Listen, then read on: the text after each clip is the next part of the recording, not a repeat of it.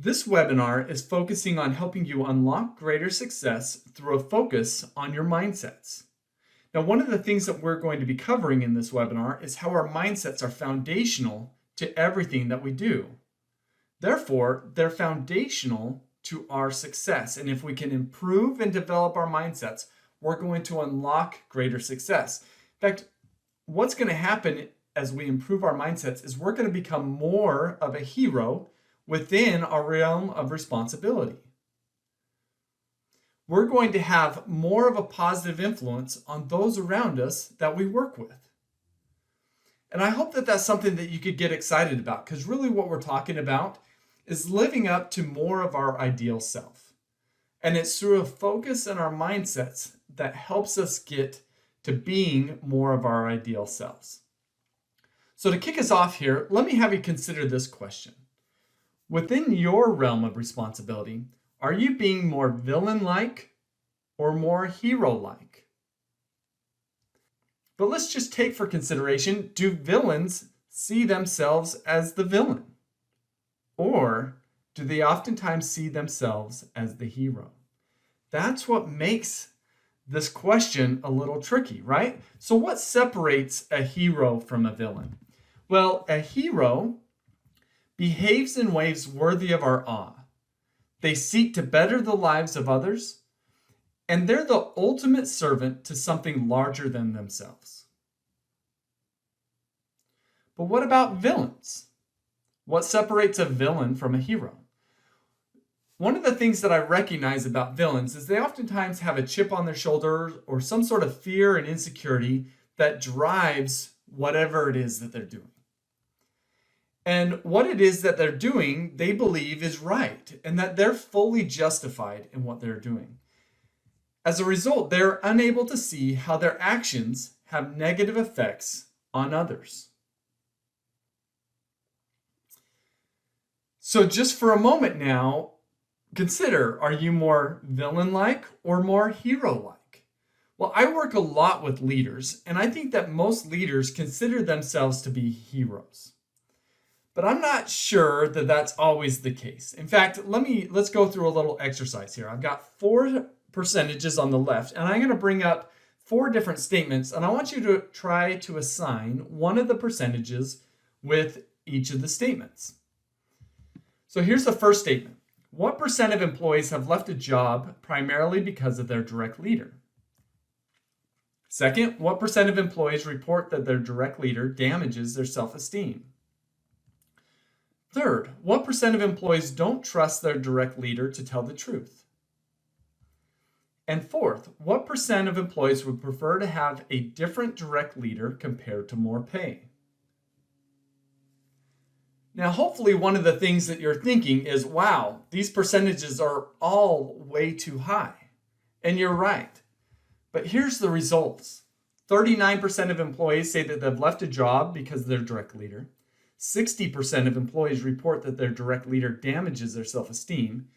82% of employees don't trust their direct leader to tell the truth. And 65% of employees would prefer to have a different direct leader compared to more pay. What does this say about leaders?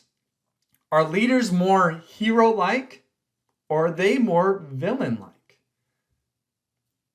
I mean, is this the result of leaders purposely being jerks? Well, no. So why do we sometimes misstep in our leadership? And our leadership realm could be a formal leader, it could be as a parent, it could be as a contributor. Well, the crux of the problem and what's leading to us, even though that we have good intentions, but act more villain-like, is that we have those good intentions, but simultaneously low awareness. We're just not aware of what's driving why we do what we do. So then that leads us to the questions. How do we improve ourselves and our leadership to have more of the impact and create more of the outcomes that we want? Well, it all starts with self-awareness. And here's some really interesting statistics for you. So what percent of people think that they're self-aware? What do you think? Well, research suggests 95% of people think that they are self-aware. But here's the kicker. What percent of people are actually self-aware? And there's a woman who's done research on this. Her name is Tasha Urich. She has found that 12 to 15% of people are actually self-aware. And what she says about this is on a good day, about 80% of people are lying about themselves to themselves. So acknowledging that many of us lack a certain degree of self-awareness, do you have clarity on where you fall on this continuum from villain to hero? And to help us to dive into this and to become more aware of that, what I'm going to do is I'm going to present you with 4 different situations, and I want you to think about how would you naturally think and respond to these situations. So here's the first one, challenges. How do you see challenges? Do you see challenges as something to avoid? Or do you see challenges as opportunities to learn and grow? What about different ideas? Do you see different ideas as threats and get defensive? Or do you see different ideas as necessary for creativity? Kind of saying, bring it on. I love to be exposed to different and new ideas. What about risk? How do you see risk? Do you see risk as something to avoid, or do you see risk as being required for goal achievement? What about this one, where you see a homeless person standing on a street corner asking for assistance? How do you see them? Do you see them as not doing their best, or do you see them as doing their best? Now let's play with this one for a little bit. And I'm ashamed to admit this, but for most of my adult life, I would see homeless people asking for assistance as not doing their best. And so when I would see them as not doing their best, I was rather quick to be critical of them. I mean, I would think to myself, what are you doing with your time? Why don't you do something more productive, such as get a job? Well, what's my likelihood of helping them if that's how I think about them? But what if I see them as doing their best? Well, when I ask that question, it leads to another question that I think is rather profound, and that is, what in the world has happened in their life that has led them to believe that this is the best way to live? And as soon as I ask that, I grow incredibly empathetic. I just wonder what has gone on in your life to lead you to believe that this is the best way to live. And because I'm more empathetic, I'm going to be much more inclined to help them and really to navigate that situation in its most ideal way. See, what we're getting at here is how we see the world shapes how we think about the world and shapes how successfully we behave in the world. And really what we're capturing here is different mindsets that fuel our thinking and our behavior. And really how villain-like or how hero-like we respond. So here's these 4 situations, and let's just say we've got a leader or person or employee A or leader, person, employee B who see these situations differently. Who is going to have a more positive, hero-like effect on their realm of responsibility? It seems pretty clear, right? Leader or person or employee B. So what causes us to see the exact same thing, but interpret it so differently? Well, that's what brings us here today. It's our mindsets. See, our mindsets are the mental lenses that we wear that shape how we view the world around us. I often like to call them our mental fuel filters, because what ends up happening is when we approach a situation, there are all sorts of cues involved in that situation, and it's our mindsets that pick up on select cues, interpret them in unique ways, and how we interpret those select cues goes on to fuel how we think, how we learn, and how we behave, and consequently success in life, work, and leadership. So let's dive into this a little bit more. In fact, we're going to dive into some of the latest research dealing with psychology and both neuroscience as we talk about mindsets and the foundational role that they play in our lives. So let's start with this question. Why do we do what we do? And what would you say is more accurate out of these 2 situations? Here's the first one. Leaders and people operate similarly across situations. Or, leaders and people operate differently across situations, but similarly across situational cues. So that first one would suggest, okay, I'm an introvert, therefore I am going to operate as an introvert across all of the situations that I encounter. Option number 2 on the right suggests, okay, I am introverted, but I recognize that there are certain circumstances where I behave quite introvertedly, and there are other circumstances where I'm quite extroverted, right? Which of those two is more accurate? Well, the first approach is what we call the trait approach. And this has been the dominant approach for explaining why we do what we do. But hopefully what you're thinking is, well, that's not completely accurate, because you're right. So what the latest research in psychology is telling us is we should move away from the trait approach and into what is called the situation trait approach. And to help us to better understand this, I'm going to present you a model. And what I'm going to present to you initially is not the full model. What I'm going to present is the trait approach and what it says. So the trait approach here suggests is we've got our personality system. There's various different aspects about ourselves, including our personality traits, our self-regulatory strategies, our goals, and our values. And depending upon what those are, drives our behaviors. But that's rather simplistic, and it doesn't encompass the full picture. So what is the full picture? Well, we need to add in the situation. You see, the situations we encounter, as I mentioned earlier, have many different cues or features. And there are certain cues or features that we're going to be more sensitive to. And depending upon which features we're sensitive to, then goes on to activate our personality system depending upon the feature that we picked up on. So what is going on in this model is suggesting that there is a bridge between the situations that we encounter and the activation of our personality system, of who we are.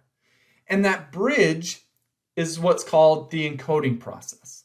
And it's driven by our mindsets. So again, our mindsets are our mental field filters. They're going to pick up on specific features within that situation. They're going to interpret them in their own unique ways, depending upon the mindset. And then depending upon that interpretation of those select cues, that's going to activate different elements of our personality system and consequently going to drive our behaviors.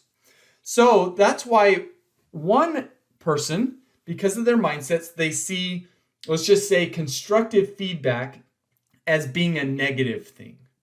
Well, that's going to activate certain elements of their personality system, such as defensiveness.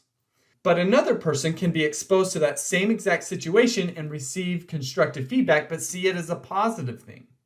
And that's going to activate different elements of their personality system, and they're going to respond differently in terms of their behaviors. I hope that makes sense. But really what we're getting at here, what we're demonstrating, is that the very most foundational aspect about ourselves is our mindsets, because they are the bridge between the environments in which we face and who we are as a person. And so when we're talking about mindsets and improving our mindsets, we're talking about improving ourselves from the bottom up, from our very most foundation. So let me give you an example of how powerful our mindsets are. And this is a research study in which the researchers had the individuals take a mindset assessment. Those that scored low were put into group 1. Those that scored high were put into group 2. Then they were all given the same task, which was essentially an exam with 8 easy questions and then 4 difficult questions. What the researchers were looking at is, would these individuals, who are largely the same, respond differently to failure depending upon their mindsets? And what they found is that those in group 1, those that scored low on the mindset assessment, well, they hit the hard questions and they went from being rather pleased with themselves to being quite depressed. Their thoughts quickly denigrated and they gave up. They stopped applying themselves. But those in group 2, when they hit the hard questions, they didn't get depressed. They actually started to encourage themselves. They dug in more vigorously and they remained confident and optimistic. I mean, this is really interesting, right? I mean, the same exact phenomenon, but we've got reactions as though these individuals are from completely different planets. Now, if you ask these individuals afterwards, were you doing the best that you could? My guess is both groups would say, yeah, how could I have done it better? But clearly, one group navigated that situation in a way that led them to be less successful in the long run. Let me give you another example, another research study, and this will help us get into the neuroscience of mindsets. In this study, there's a group of financial professionals, and they were split in half. One group was given a 3-minute video about how stress is debilitating. The other group was given a 3-minute video about how stress is enhancing. And then they tracked these employees' engagement, performance, and blood pressure over the next 2 weeks. And what they found is that those who saw the stress is enhancing video, they had higher engagement, higher performance, and lower blood pressure than those who saw the stress is debilitating video. A 3-minute video caused differences in engagement, performance, and blood pressure. Can you believe it? I mean, that's speaking to the power of mindsets. But here's what's going on within our brain as we're doing this. You see, our mindsets are our neural connections within our prefrontal cortex. So when we encounter a situation, our senses shoot signals directly to our prefrontal cortex. And it's our mindsets that sift through these signals and identify which ones we're going to latch onto in order to drive our subsequent thinking, learning, and behavior. And one of the things that we need to realize is that we've all got neural connections associated with the negative mindsets, and we've got neural connections associated with the positive mindsets. Now, which ones predominantly drive our thinking, learning, and behavior is going to be the neural connection out of the two that is stronger. So what is going on in this particular research study about how stress is debilitating or stress is enabling? Well, when the individuals see the stress is bad video, that activates and strengthens the negative mindset neural connection. So when they encounter stress over the next 2 weeks, they rely upon that neural connection to process that situation, leading them to behave in less than ideal ways. Whereas those that see the stress is good video, that activates and strengthens the more positive mindset neural connection, which we come to rely upon. And here's how it plays out. So if we've got one person on top who's seen the video about stress is debilitating, and we've got the person on bottom who sees the video of stress is enabling, well, when they both encounter a challenging situation, they are subsequently going to respond differently to it. So the person who sees the stress is debilitating video, they may think when they hit that challenging situation, oh man, not again. And then they're going to put forward their bare minimum as a way to get through it.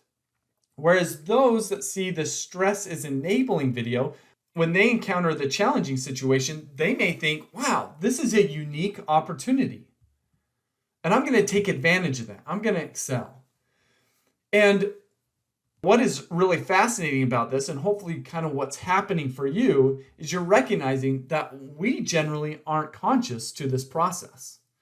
That while our mindsets may be foundational to everything that we do, and they may be dictating our thinking, our learning, and our behavior, we're largely not conscious of it. And we tend to think that our thinking is the best way to think, because we never really evaluated the quality of our foundation, the quality of our mindsets.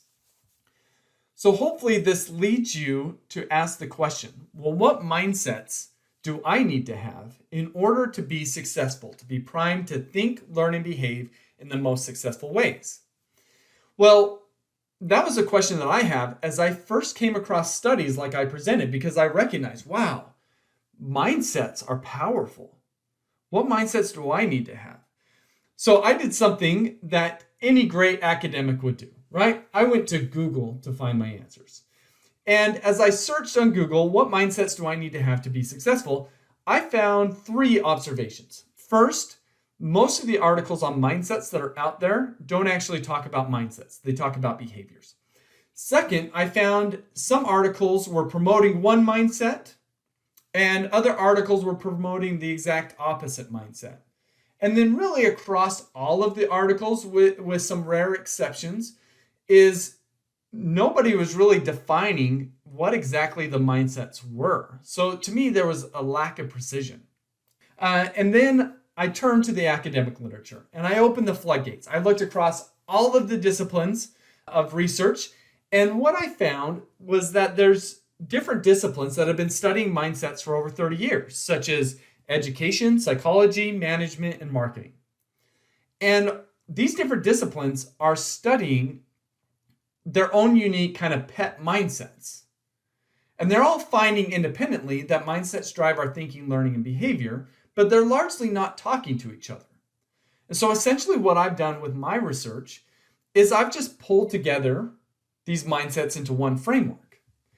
So I focus on 4 sets of mindsets that have a lot of research backing, decades worth of research backing.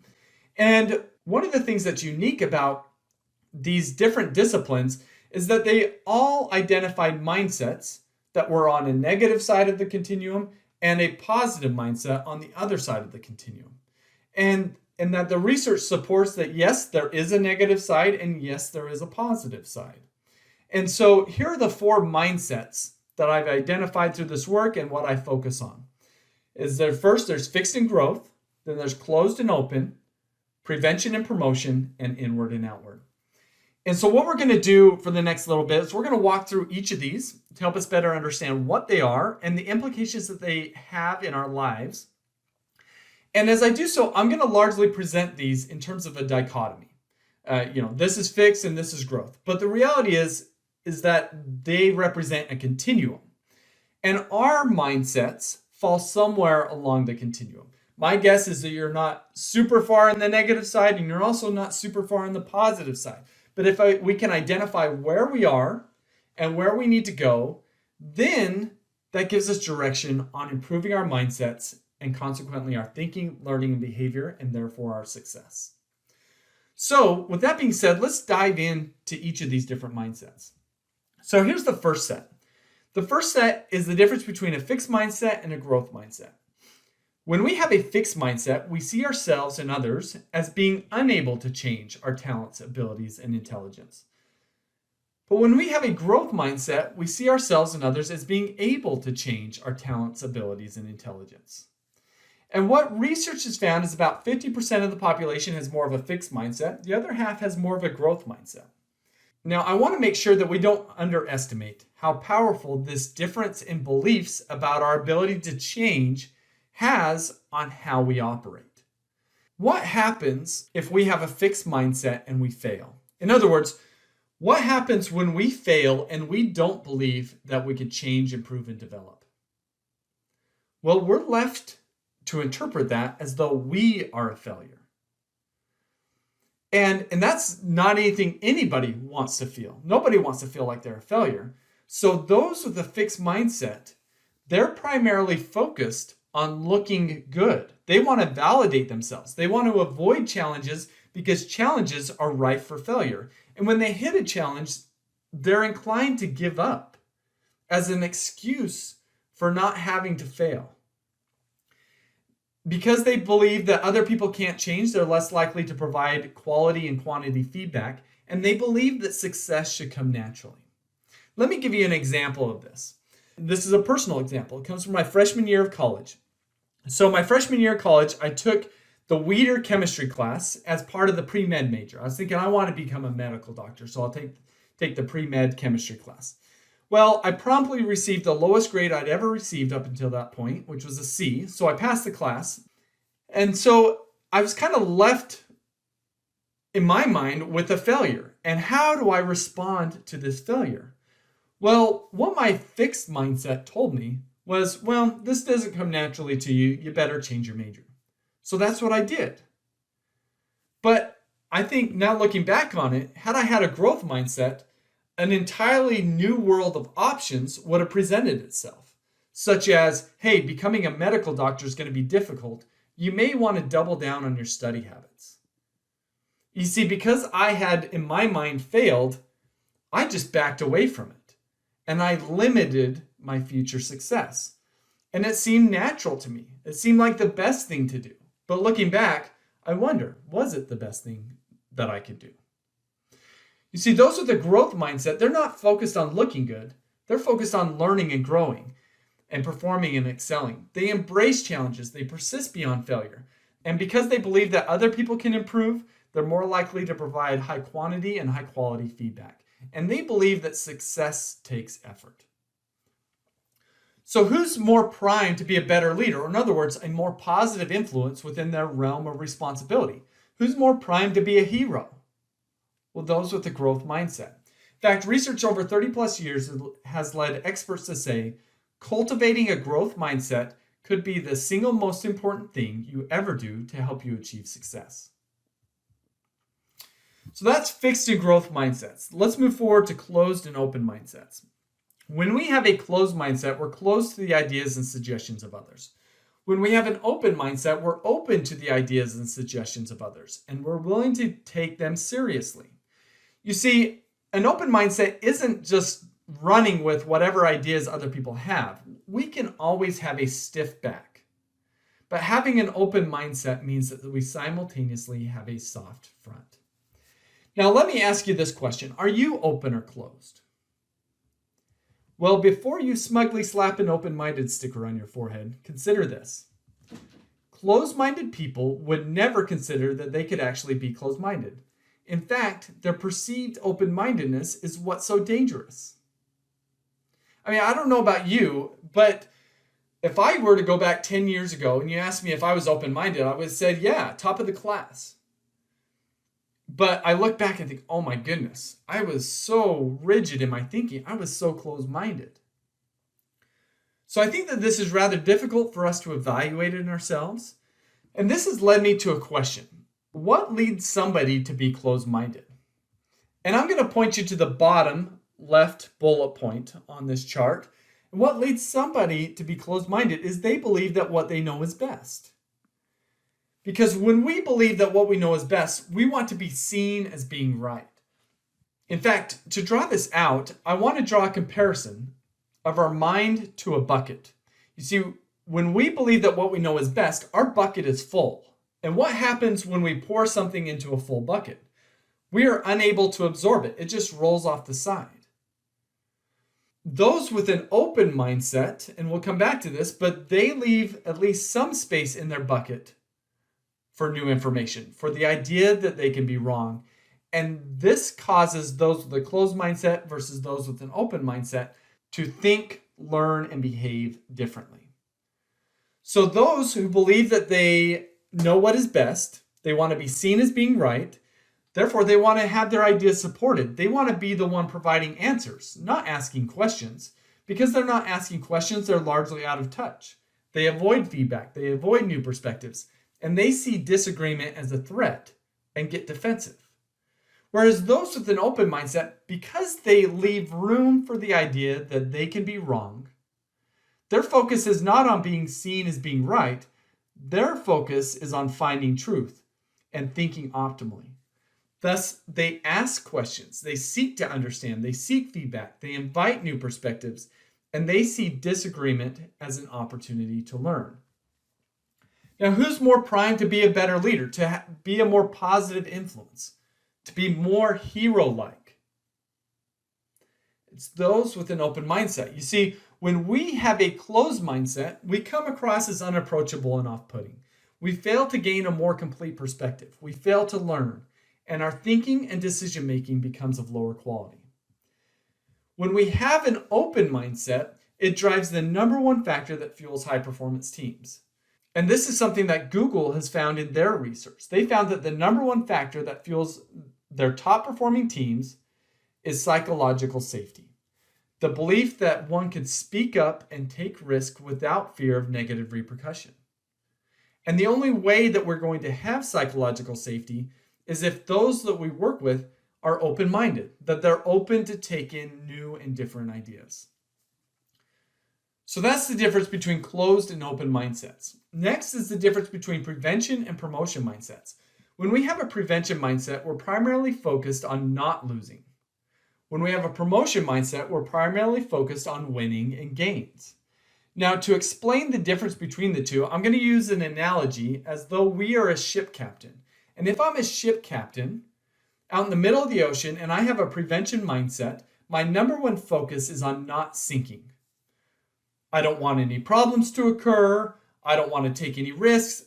I don't want to rock the boat. Well, what happens if a storm comes on the horizon? How is the ship captain going to respond if their number one focus is on not sinking? Well, they're going to run to a place of safety. And that seems logical, right? Except for the fact that we forget, is that place of safety where they go to, is that the destination that they set out for? No.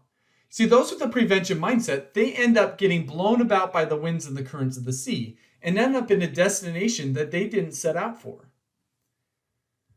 Those with the promotion mindset, on the other hand, it's not like they're not concerned about sinking, because they are, but their primary focus is on getting to a destination.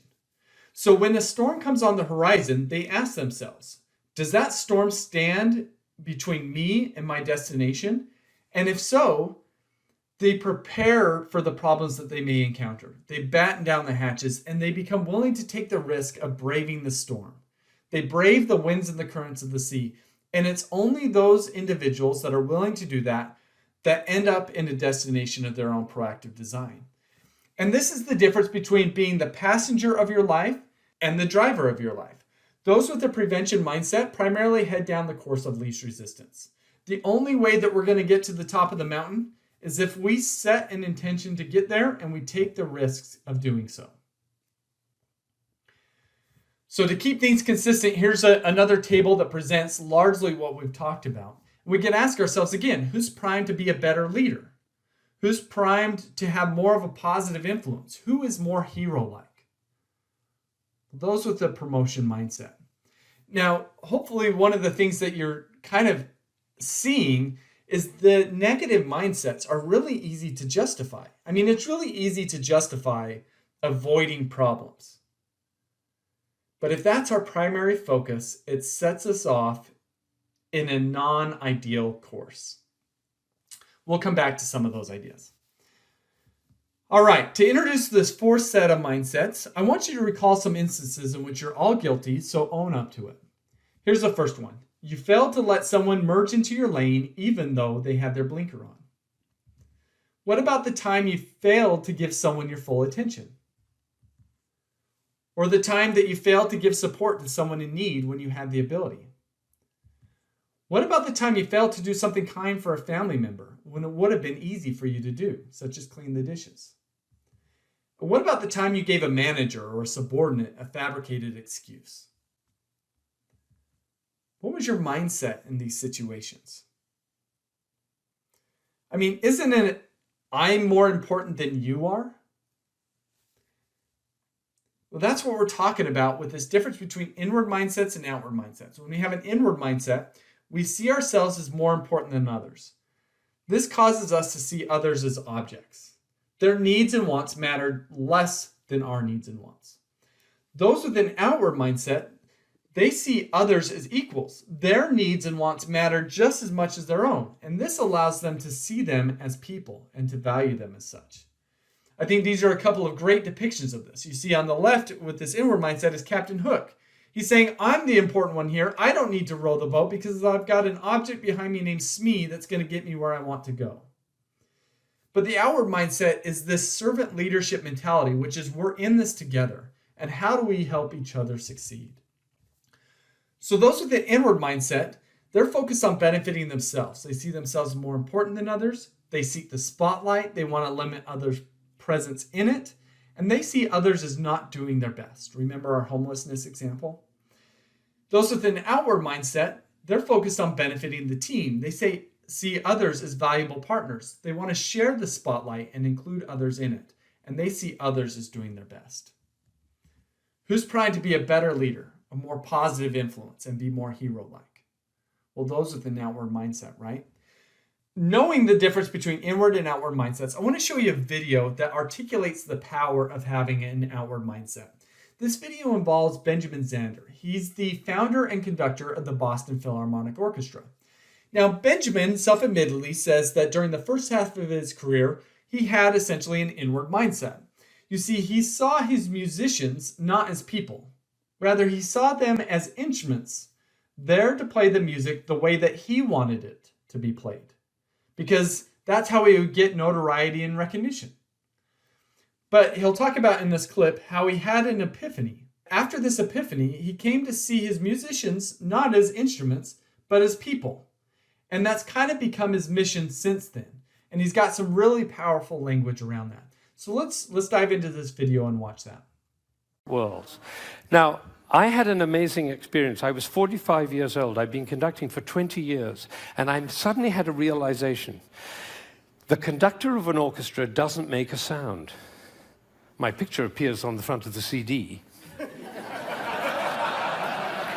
But the conductor doesn't make a sound. He depends for his power on his ability to make other people powerful. And that changed everything for me. It was totally life-changing. People in my orchestra came up to me and said, "Ben, what happened?" That's what happened. I realized my job was to awaken possibility in other people. And of course, I wanted to know whether I was doing that. And you know how you find out? You look at their eyes. If their eyes are shining, you know you're doing it. You could light up a village with this guy's eyes.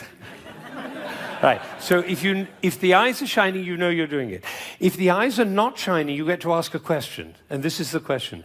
Who am I being that my player's eyes are not shining? We can do that with our children too. Who am I being that my children's eyes are not shining? That's a totally different world. Now, we're all about to end this magical on the mountain week, and we're going back into the world. And I say it's appropriate for us to ask the question, who are we being as we go back out into the world? And you know, I have a definition of success. For me, it's very simple. It's not about wealth and fame and power. It's about how many shining eyes I have around me. So that video comes from a TED Talk, which is fantastic. It's the tail end of his TED Talk. I mean, didn't you find that interesting? He's talking about awakening possibilities in others. I mean, isn't that a hero-like focus? And when something goes wrong, he's not pointing the finger at others. He's looking in the mirror and asking, who am I being that their eyes are not shining? He's not saying, what's wrong with you? He's saying, how can I operate differently? I think the only way that we can approach others in that way is if we have an outward mindset. So these are the 4 sets of mindsets. And hopefully you've gotten a sense of maybe where you stand along these continuums. If for some reason you haven't taken my personal mindset assessment, I have a free assessment on my website that you could take and kind of get a better sense of where you stand on these continuums. I mean, so as we look at this, who's primed to be more of a hero? Somebody with fixed, closed, prevention, inward mindsets, or someone with growth, open, promotion, and outward mindsets? And it seems pretty clear. But here's the thing that I found through my assessment. Only 5% of people who have taken my assessment, at about 10,000 at this point in time, are in the top quartile for all 4 of these sets of mindsets. Which suggests that most of us have some work to do if we want to unlock greater success. Now, I want to show you another video clip. This one comes from Simon Sinek. And in this clip, he's going to talk about an employee named Noah. And he's going to talk about 2 different workplaces that Noah experiences. What you're going to see from his anecdote is that one organization has more positive mindsets, the other organization has more negative mindsets. And what is the effect of those? So let's watch this. I'll tell you a true story. A few months ago, I stayed at the Four Seasons in Las Vegas. It is a wonderful hotel. And the reason it's a wonderful hotel is not because of the fancy beds. Any hotel can go and buy a fancy bed. The reason it's a wonderful hotel is because of the people who work there. If you walk past somebody at the Four Seasons and they say hello to you, you get the feeling that they actually wanted to say hello to you. It's not that somebody told them that you have to say hello to all the customers, say hello to all the guests, right? You actually feel that they care. Now, in their lobby, they have a coffee stand. And one afternoon, I went to buy a cup of coffee, and there was a barista by the name of Noah who was serving me. Noah was fantastic. He was friendly and fun, and he was engaging with me, and I had so much fun buying a cup of coffee, I actually think I gave 100% tip, right? He was wonderful. So as is my nature, I asked Noah, do you like your job? And without skipping a beat, Noah says, I love my job. And so I followed up. I said, what is it that the Four Seasons is doing that would make you say to me, I love my job? And without skipping a beat, Noah said, throughout the day, managers will walk past me and ask me how I'm doing, if there's anything that I need to do my job better. He said, not just my manager, any manager. And then he said something magical. He says, I also work at Caesar's palace. And at Caesar's palace, the managers are trying to make sure we're doing everything right. They catch us when we do things wrong. He says, when I go to work there, I like to keep my head under the radar and just get through the day so I can get my paycheck. He says, here at the Four Seasons, I feel I can be myself. Same person, entirely different experience from the customer who will engage with Noah. So we in leadership are always criticizing the people. We're always saying, we've got to get the right people on the bus. I've got to fill my team. I've got to get the right people. But the reality is, it's not the people. It's the leadership. If we create the right environment, we will get people like Noah at the Four Seasons. If we create the wrong environment, we will get people like Noah at Caesar's palace. Again, this whole video is fantastic, and this is just a segment of it. But didn't you find that interesting? That depending upon our mindsets, that's affecting how we think and behave, and consequently, the impact that we're having on others. I just imagine that if we were to interview the managers at Caesar's Palace in this instance, they would all say that they're doing their best, and they see themselves as the hero. And what they don't recognize, and this is the good intentions and low awareness, is that they're actually having a negative effect on Noah. So again, it's kind of hard to determine, are we being more villain-like or more hero-like? Because we all have a tendency to think that we're being more hero-like. So let's step back for a moment, and I want to try to make these ideas come more to life. So I'm going to present you with 4 different desires that an individual can have. The desires are a desire to look good, a desire to be right, a desire to avoid problems, and a desire to get ahead. Is there anything wrong with these desires? Well, at the surface level, not really, right? I mean, who wants to look bad, be wrong, have problems, and get passed up? Well, nobody. But the problem is that these desires are attached to the negative mindsets. And why is that? Why are these desires, which on the surface seem to be not too bad, actually negative? Well, it's because they're self-focused. When we have these desires and our negative mindsets, we are in self-protection mode. And oftentimes we're not there purposefully. It's just because we may not know that there's better desires and mindsets to have. For example, instead of having a desire to look good, what if we had a desire to learn and grow? Instead of a desire to be right, a desire to find truth. Instead of a desire to avoid problems, a desire to reach goals. Or what about instead of a desire to get ahead, a desire to lift others? These desires on the right are just higher order desires. And sometimes when we're stuck in the desires on the left, we think, oh, these are the best desires that we have. We're just not aware of better desires we have. And when we're on this right side, and have the positive mindsets and the positive desires, we're in organization advance mode. So there's a couple things to think about with regards to this. Is one, what desires do you bring to the table? Because even from how we're raised, different life experiences, we kind of settle in with different desires and their associated mindsets. But we also need to consider, what desires do your context, which you work and operate within, encourage you to have? You see, if we step into a new job and they have overwhelmingly negative mindsets, we're going to come to adopt those mindsets over time. So our current mindsets are a product of both what we bring to the table, as well as what our environments incentivize. And so we need to be sensitive to both. And as I mentioned, I've got a mindset assessment that you could take to track where you are on these continuums from negative to positive. So you can text my mindsets to 44222 or just go to my website. It's pretty straightforward. So hopefully what we've covered so far has given you a sense of the power of mindsets, what mindsets are out there, what mindsets we need to have, and how these different mindsets affect us differently.